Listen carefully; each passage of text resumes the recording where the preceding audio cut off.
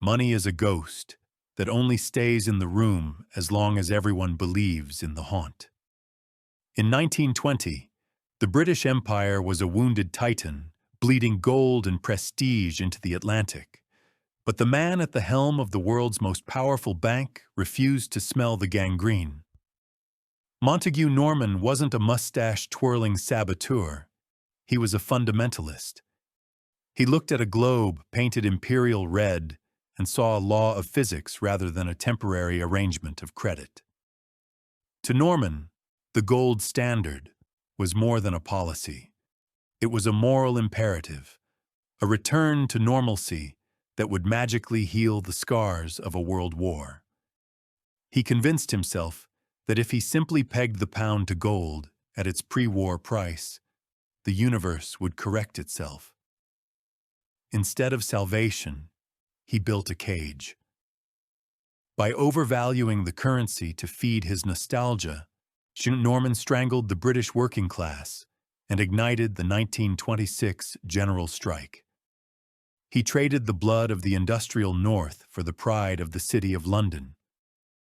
This is the inertia of empire, the fatal delusion that because you were the world's reserve currency yesterday, you are entitled to remain so tomorrow.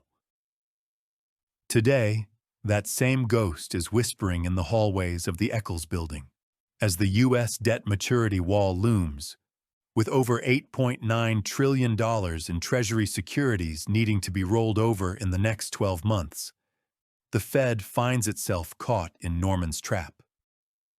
Central bankers are currently desperate to maintain a normalcy that the FDIC's latest reports on $517 billion in unrealized losses suggest no longer exists.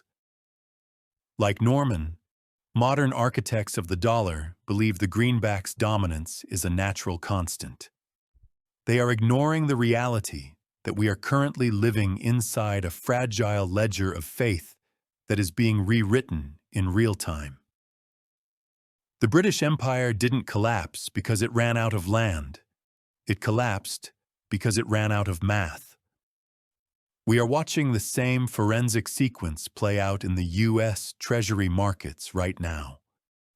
When the cost of servicing the debt exceeds the cost of defending the nation, the normalcy Norman died for becomes the very weight that sinks the ship. By 1920, the smoke over the Somme had cleared, but the balance sheets were still on fire. Britain had technically won the war, yet it emerged as a shell of its former self, having liquidated its overseas assets to survive. The global center of gravity had shifted. The gold that once sat in the vaults of Threadneedle Street had migrated across the Atlantic, flowing into the coffers of the New York Federal Reserve to pay for American steel and wheat. Britain went from being the world's largest creditor to its most desperate debtor, owing the United States billions in war loans. Montagu Norman walked into this wreckage as the newly minted governor of the Bank of England. He didn't see a nation in decline. He saw a temporary accounting error. His obsession was singular. He wanted to force the British pound back to its pre-1914 exchange rate of $4.86. It was a vanity project disguised as monetary policy. To achieve this, he had to ignore the harrowing reality that the empire was trying to run a global hegemon on a local broken budget. The math of 1920 is a mirror of our current moment. At that time, Britain's debt-to-GDP ratio had skyrocketed to roughly 135%. Today, the United States is staring down a federal debt-to-GDP ratio of approximately 124%, with the Congressional Budget Office projecting it to hit 166% within 3 decades. Just as Norman believed the pound was too big to fail, modern policy experts treat the dollar's status as a permanent fixture of the universe. Now, Norman's mistake was thinking he could manipulate the price of money without crushing the people who produced the value. He kept interest rates high to attract gold back to London, effectively suffocating domestic industry. We see the same friction today as the Fed balances higher for longer interest rates against a U.S. Treasury market that is buckling under the weight of its own supply. In 1920, the British ignored the fact that their productive capacity no longer justified their currency's price. In 2026, we are watching the U.S. enter the same terminal phase. When interest payments on the national debt surpass the entire defense budget, a milestone the U.S. hit recently, the inertia of empire enters its final violent spin. Norman tried to buy back the past using the future as collateral. It is the exact same trade being made in Washington right now. In 1925, the trap was finally sprung. Winston Churchill, then Chancellor of the Exchequer, was hesitant. He wasn't an economist, but he had a politician's instinct for the looming disaster. He privately questioned the wisdom of tying the nation's hands. Yet Montagu Norman was relentless. Norman sold the gold standard as a knave-proof mechanism, a system so rigid that no meddling politician could debase the currency for votes. He wanted to strip the power of money away from the people and hand it back to the math. The decision was made. Britain would return to gold at the pre-war parity of $4.86.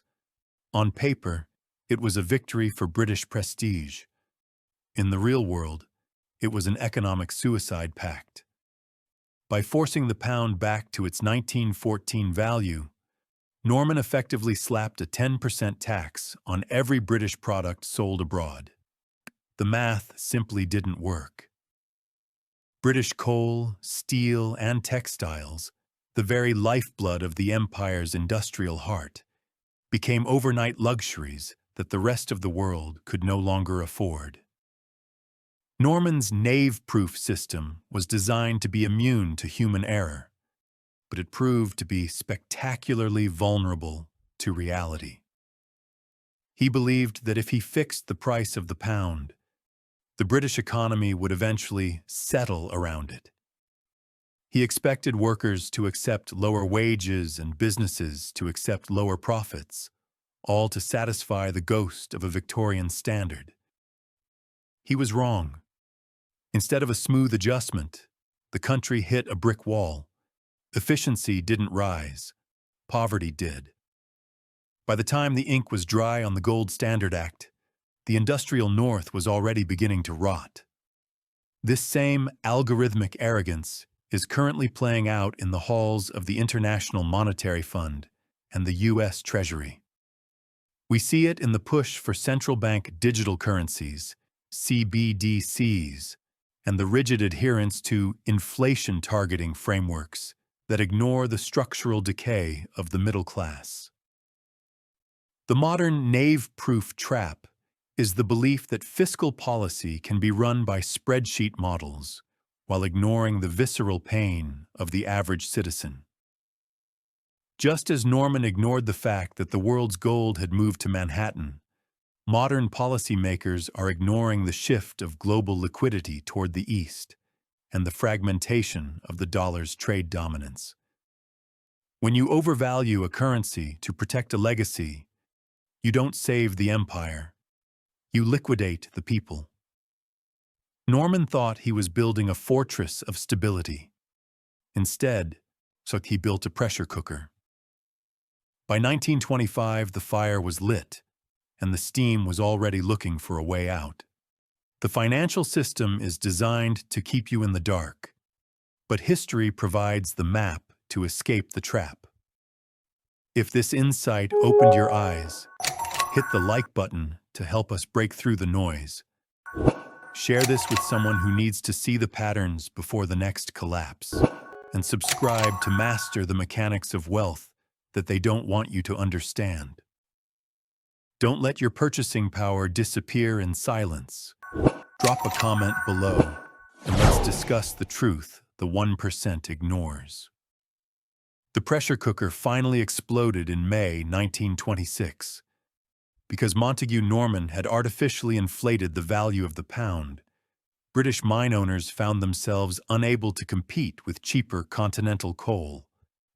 Their solution was as brutal as it was simple: cut the miners' wages and increase their hours. The miners' response became a rallying cry for a generation. Not a penny off the pay, not a minute on the day. For 9 days, the United Kingdom ground to a halt as nearly 2 million workers, from bus drivers to printers, walked off the job in solidarity. This wasn't just a labor dispute. It was the first visible crack in the foundation of the British Empire. Norman's economic theory had finally met human suffering at a high speed. To the bankers in London, the gold standard was a shimmering ideal of stability. To the man in the coal pit, it was a starvation mandate. Norman had prioritized the integrity of the currency over the survival of the citizens who used it. He believed that if the people just suffered enough, the math would eventually balance. He was treating a living nation like a dead ledger. This is the inertia of empire in its most toxic form. It is the moment the state decides the currency is a master to be served rather than a tool to be used. When a central bank's primary goal becomes the defense of a fiat status or a legacy exchange rate at the expense of domestic stability, the social contract doesn't just bend, it snaps. Fast forward to the current U.S. landscape. We are seeing a modern echo of this friction. While the Federal Reserve battles to reset the economy through aggressive rate hikes, the average American is squeezed by a cost of living crisis that doesn't show up in the headline GDP numbers. According to recent Bureau of Labor Statistics data, real wages for many sectors haven't kept pace with the cumulative 20% inflation surge since 2021. Just as the miners in 1926 were told to tighten their belts for the sake of the pound, modern Americans are told that labor market softening, a polite term for unemployment, is necessary to save the dollar.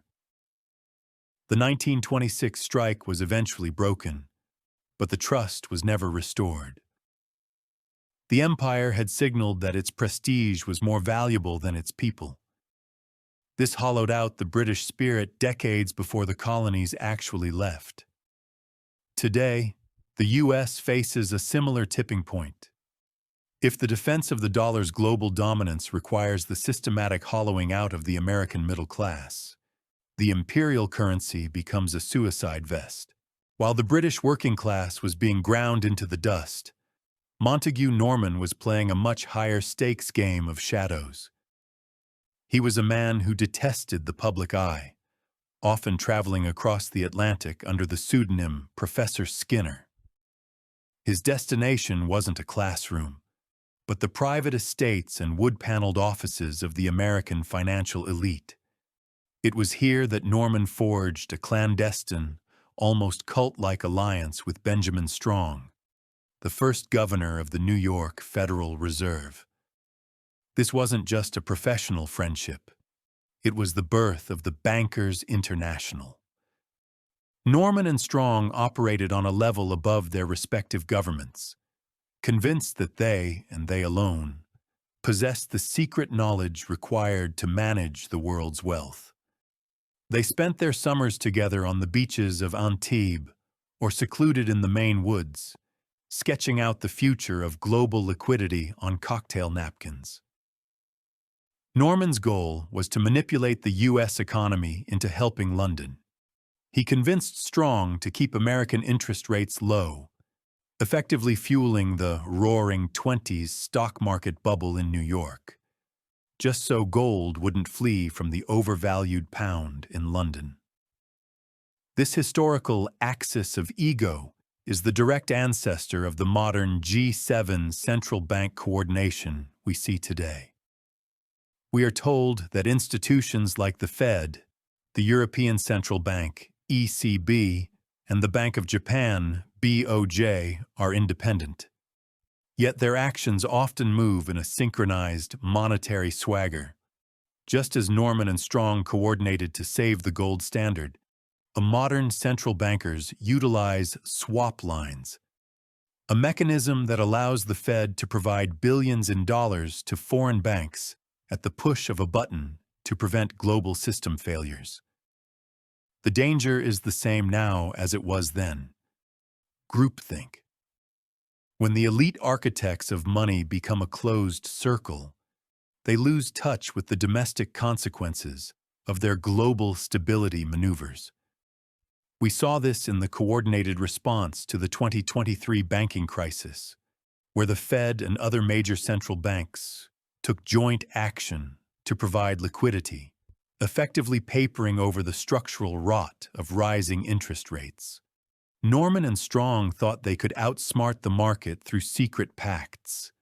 Instead, they built a global house of cards.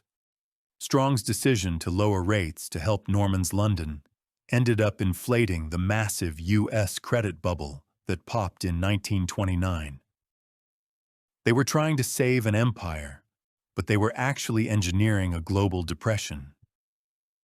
Today, the Bankers International is larger and faster, but the hubris remains identical. They believe their secret coordination can prevent the inevitable. But history shows that when the two most powerful banks in the world lean on each other for support, they usually just end up falling together. In May 1931, the invisible thread holding the world's financial system together snapped in Vienna. The Kreditanstalt, Austria's largest bank, collapsed under the weight of bad war debts and a frozen credit market. It was the first domino in a sequence of global contagion that the Bankers International couldn't stop. Panic swept across the continent like a fever, eventually crossing the English Channel. Investors realized that the Bank of England, the supposed bedrock of global stability, didn't actually have enough gold to back the overvalued pound Norman had defended so fanatically. The run was swift and merciless. Foreign capital began fleeing London at a rate of millions of pounds per day. While the world he had tried to fix was burning, Montagu Norman was nowhere to be found. She shattered by the stress and suffering from a complete nervous breakdown. The currency dictator of Europe was on a steamship to Canada, ordered by doctors to take a rest cure. He was literally at sea when his life's work evaporated. On September 21, 1931, the British government did the unthinkable. It abandoned the gold standard. The pound was allowed to float, instantly losing 25% of its value. This wasn't just a currency devaluation. It was the formal end of the British century. For generations, the pound's fixed value was the psychological anchor of the British Empire. It was the tool London used to control the trade of India, the resources of Australia, and the economies of Africa. Once that anchor was cut, the colonies realized the emperor had no clothes and no gold. They saw that London could no longer guarantee the value of their reserves.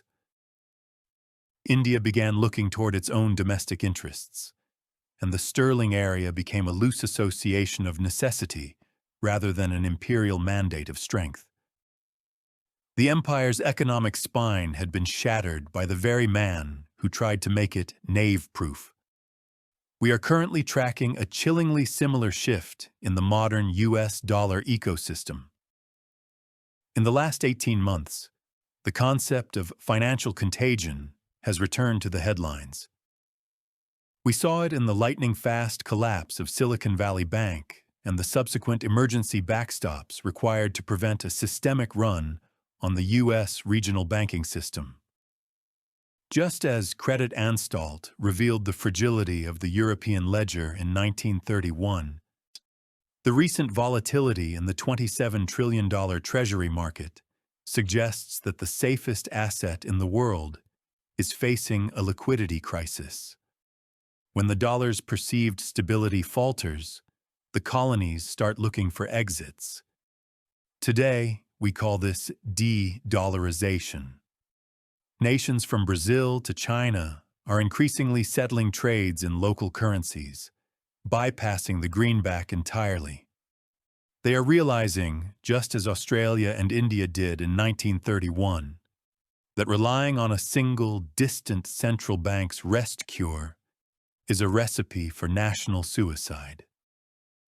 The music has started to skip. The only question is who will be left without a chair when the silence finally hits. In March 1939, the German Wehrmacht marched into Prague, ending any hope of peace in our time. But while the world prepared for the bloodiest conflict in history, a different kind of transaction was happening in the quiet ledgers of the Bank of England.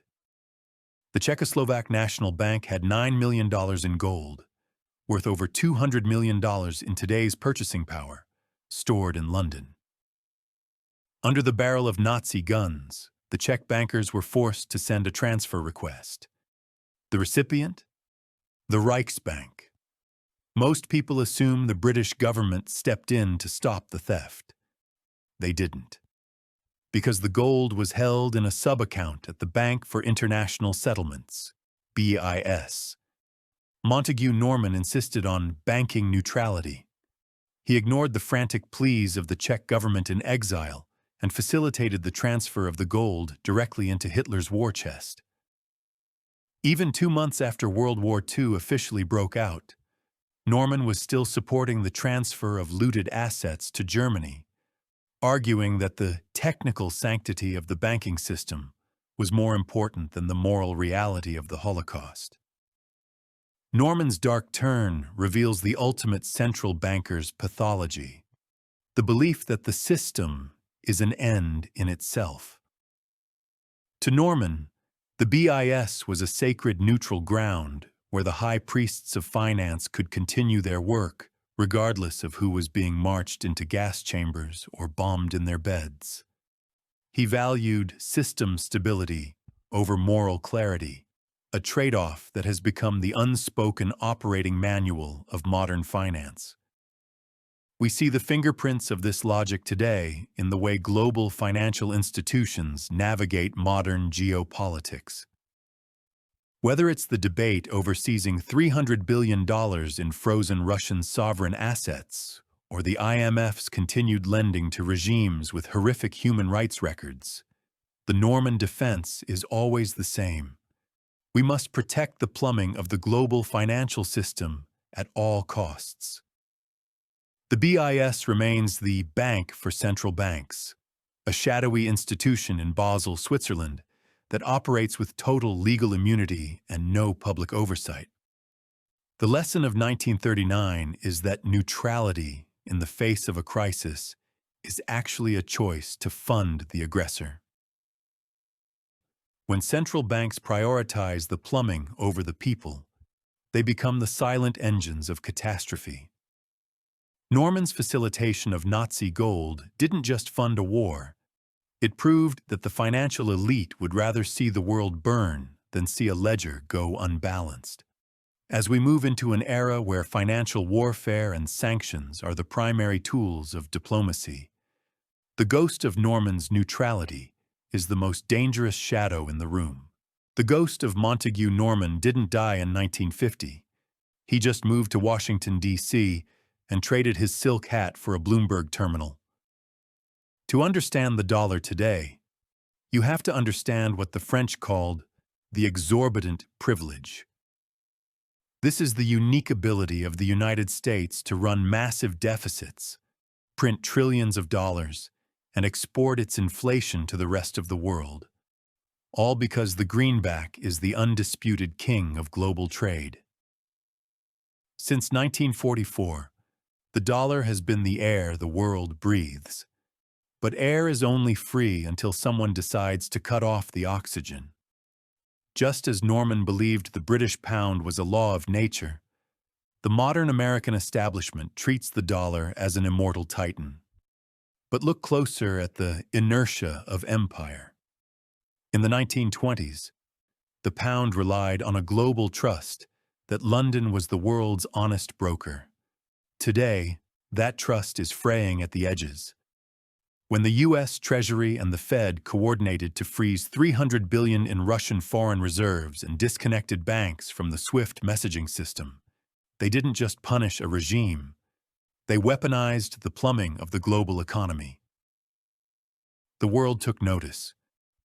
For the first time since the 1930s, the colonies are rebelling. The BRICS nations, Brazil, Russia, India, China, and South Africa, along with new members like Saudi Arabia and the UAE, are actively building a parallel financial universe. They aren't just talking about de-dollarization. They are doing it. China is now settling more of its cross-border trade in yuan than in dollars. India is buying oil in rupees. The gold standard of our era isn't a metal. It's the network effect of the dollar, and that network is beginning to fragment. While the world looks for an exit, the internal math of the U.S. is entering a terminal phase that would make Norman's head spin. Since 2020, the M2 money supply, the total amount of cash and checking deposits in the system, exploded by a staggering 25% in a historic burst of liquidity. This was a desperate attempt to paper over structural rot, but it came with a price tag: the debasement of the currency. Norman's fatal mistake was thinking the pound was indispensable. He believed the world would always need London, no matter how much the British economy decayed. Today, the U.S. is making the exact same bet. We are ignoring the debt maturity wall. In 2026, the U.S. government is facing a brutal reality where interest payments on the $34 trillion national debt are officially consuming more of the budget than the entire U.S. Navy, Army, and Air Force combined. When the cost of maintaining the status quo exceeds the value the status quo provides, the privilege becomes a liability. We are currently living through a mirror image of 1925.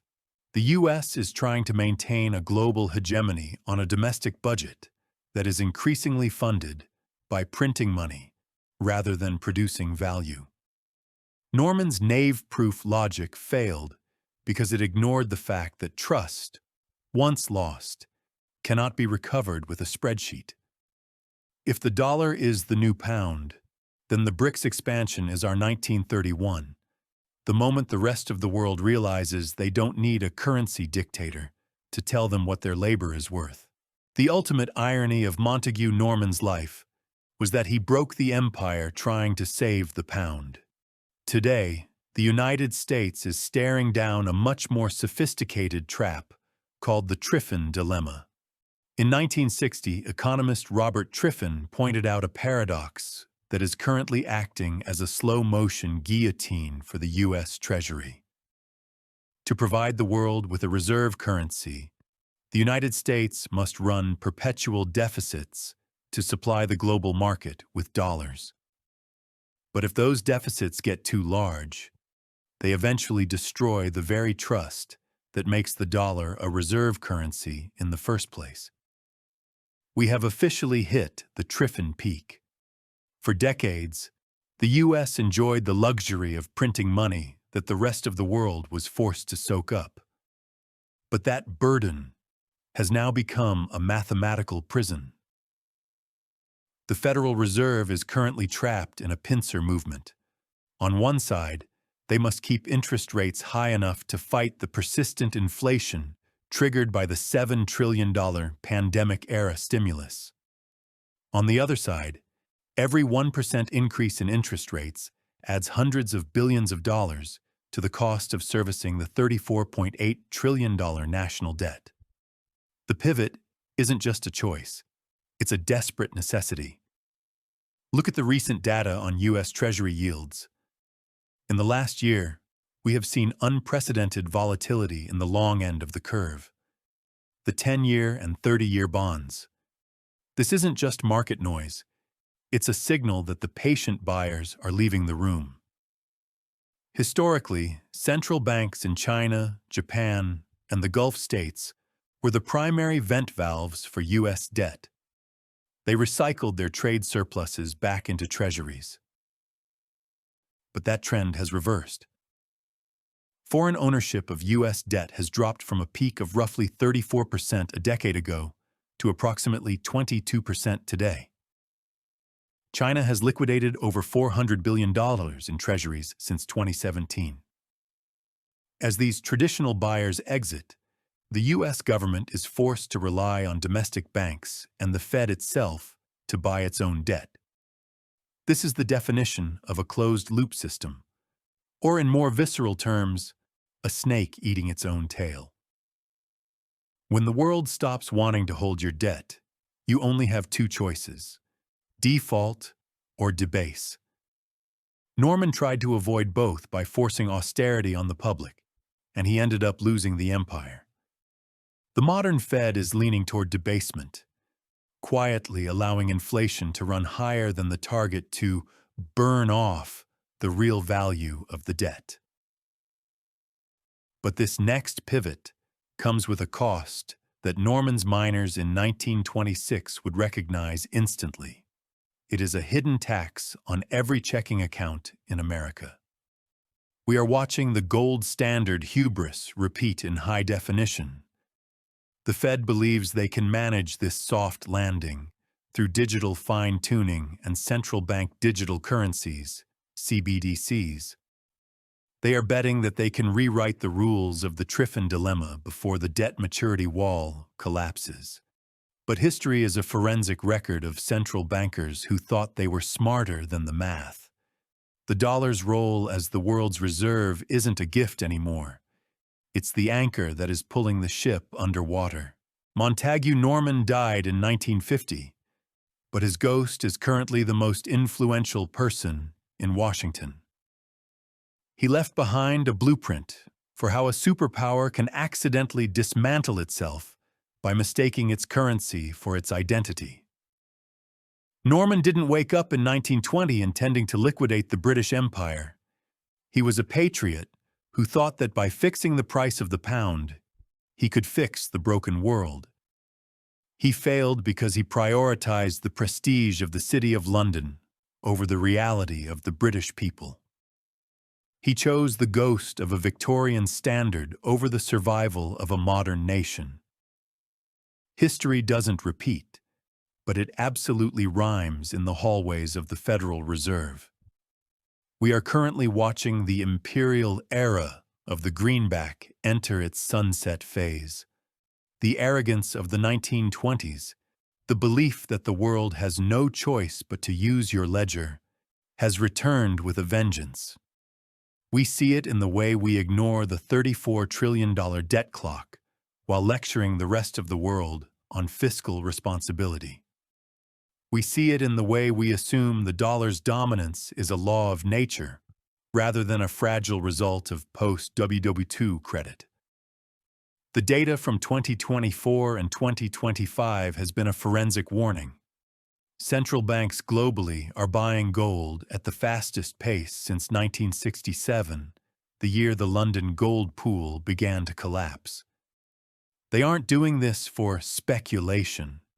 They are doing it because they are hedging against the same inertia of empire that destroyed Norman. When the IMF reports that the dollar's share of global reserves has slipped to a 25-year low, they are telling us that the Bankers International is losing control of the narrative. The dollar isn't going to zero tomorrow. A currency crash isn't usually a single explosion. It's a long, grinding hollowing out of the middle class, followed by a sudden loss of international confidence. We are currently in the grinding phase. The next pivot the Fed is preparing for, whether it's the introduction of a digital dollar or a permanent acceptance of 3% inflation, is a quiet admission that the old normalcy is dead. Just as Norman's 1931 breakdown signaled the end of the British century, the modern volatility in the U.S. Treasury market signals the end of unipolar American financial power.